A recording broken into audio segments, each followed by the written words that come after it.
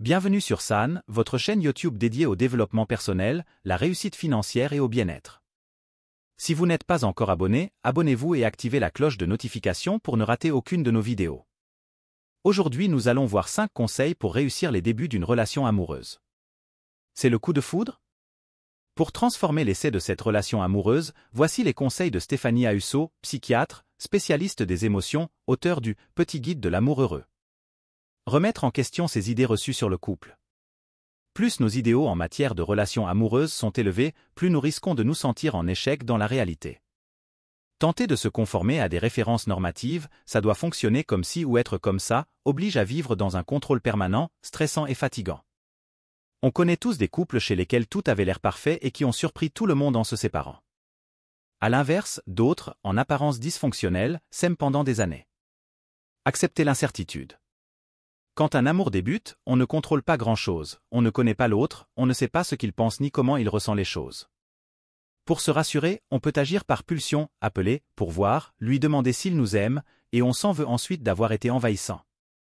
Accepter le fait que l'incertitude est inévitable permet d'attendre plus calmement que la relation s'installe. Ne pas craindre les conflits. Au début d'une relation, on a tendance à banaliser les petites irritations.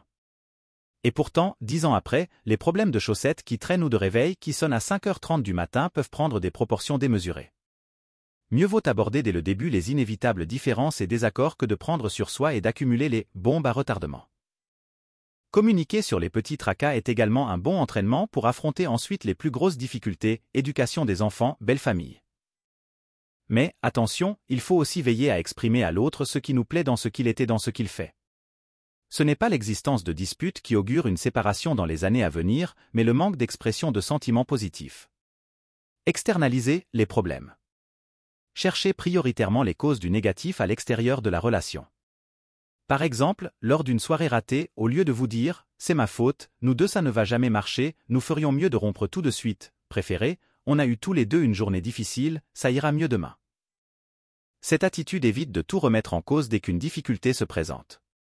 Être plus objectif.